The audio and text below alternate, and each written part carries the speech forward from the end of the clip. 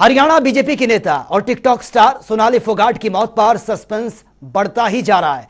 सोनाली के परिवार ने शव का पोस्टमार्टम करवाने पर सहमति देने के बाद आज 3 डॉक्टर्स के पैनल ने पोस्टमार्टम कर इसकी पूरी वीडियोग्राफी भी की है और इस मामले में गोवा पुलिस ने हत्या का केस अब दर्ज कर लिया है।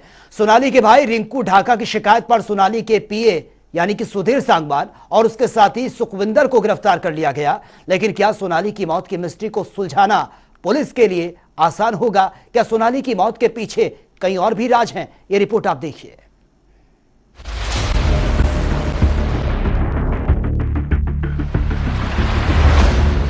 हरियाणा की टिकटॉक स्टार और बीजेपी की नेता सोनाली फोगाट की मौत की गुत्थी लगातार उलझती ही जा रही है।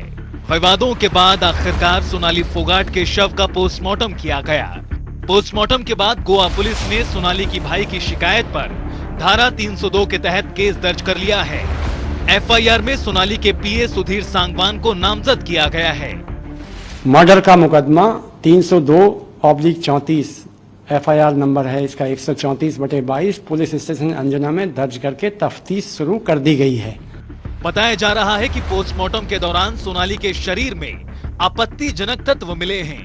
साथ ही सोनाली फोगाट के पोस्टमार्टम के उनके शरीर पर जख्म और पंच के निशान भी पाए गए हैं, जैसे किसी ठोस चीज से सोनाली या तो टकराई हो या किसी ने मारपीट की हो, जो मौत के कारण पर और भी गहरा संदेह पैदा कर रहा है। पुलिस ने इस मामले में सोनाली के पीए सुधीर और सुखविंदर के खिलाफ हत्या का मामला दर्ज कर जांच तो शुरू कर दी है। लेकिन मौत पर सवाल तो यही है कि आखिर सोनाली की मौत कैसे हुई? कई ऐसे सवाल हैं जो पुलिस तलाश रही है। क्या सोनाली फोगाट के साथ हुई साजिश? किसने रची सोनाली के खिलाफ साजिश?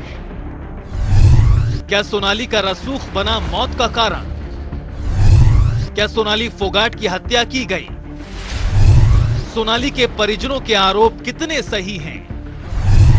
सोनाली ने फोन पर साजिश की बात क्यों कही?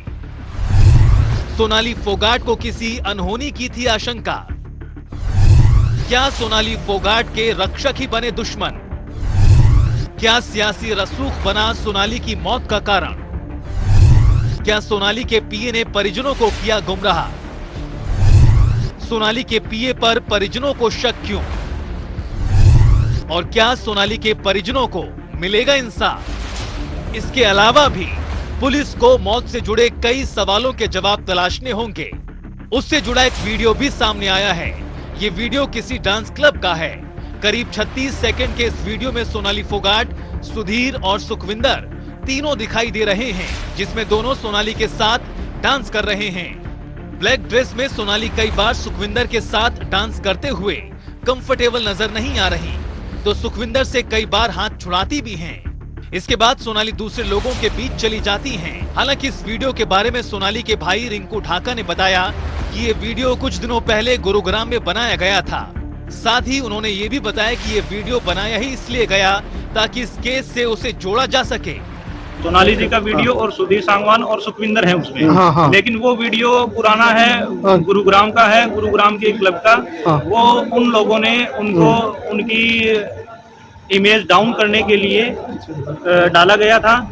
साथ ही रिंकू ने यह भी बताया कि सोनाली को गोवा गुमराह करके ले जाया गया था। पहले उन्होंने बताया कि गोवा में शूटिंग है, पर यहाँ कोई शूटिंग थी ही नहीं। गोवा आने का कोई प्लान नहीं था और इनका प्री प्लान्ड मर्डर के लिए ही इनको लाया गया। ये पूरी बातें सोनाली के मौत पर गहरा संदेह पैदा करती हैं। साथ ही सोनाली और सुधीर के रिश्तों के बीच के कई गहरे राज हैं, जिनका उजागर होना है। पीए सुधीर सांगवान पर हत्या का शक, सोनाली के परिजनों को सुधीर पर है शक। सोनाली के साथ साई की तरह रहता था सुधीर। सुधीर देखता था सोनाली का सारा काम। सुधीर ने सोनाली को परिजनों से किया अलग। सोनाली के सारे राज सुधीर सांगवान के पास। प्रॉपर्टी का हिसाब भी रखता था सुधीर। कई जगह सोनाली के साथ थी प्रॉपर्टी। क्या सोनाली की जमीन हड़पना चाहता था सुधीर? आखिर कब से सोनाली के साथ था सुधीर? क्या सुधीर सोनाली के साथ कर रहा था गलत? क्या पति की मौत का फायदा सुधीर ने उठाया? क्या पुलिस पूछताछ में राज खोलेगा सुधीर? इस तरह के कई कयास हैं जो सोनाली फोगाट की मौत के बाद लगातार लगाए जा रहे हैं।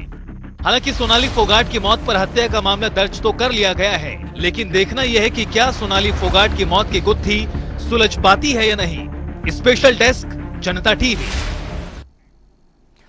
और वहीं सोनाली फोगाट मौत मामले में मुख्यमंत्री मनोहर लाल ने प्रतिक्रिया देते हुए कहा कि परिवार जैसा कहेगा सरकार वैसा ही करेगी। क्या कुछ कहा, अब वो सुन लेते हैं।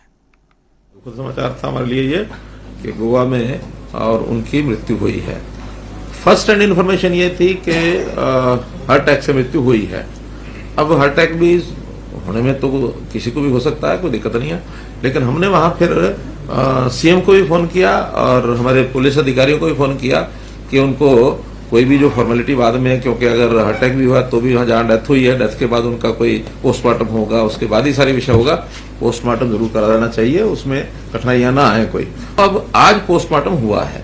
अब आज पोस्टमार्टम होने के बाद परिवार के लोगों ने ये कहा कि इस पोस्टमार्टम की जो विसरा है ये आप यहाँ भी कराएं और एक विसरा आप हमारे यहाँ चंडीगढ़ FSL को भी भेज दें। उन्होंने बात मान ली है कि वहां भेजेंगे। उनकी संतुष्टि परिवार के लोगों की होनी जरूरी है। तो जैसे ही ये रिपोर्ट्स आएगी वहां से, और यहाँ उन्होंने चंडीगढ़ भी भेज रहे हैं और परिवार के लोग भी आएंगे, तो जैसा परिवार संतुष्ट होगा वैसा हम करेंगे। दोनों के खिलाफ 302 का मामला भी दर्ज कर दिया। मैं कहता हूँ परिवार के लोग जैसा कहेंगे वैसा हम करेंगे, क्योंकि ये चीज हमने तो उसकी इन्वेस्टिगेशन के लिए अपना एक विषय रखना है। हमारा कोई उसमें, अगर परिवार के लोग आके हमको लिख के देते हैं तो विचार करेंगे।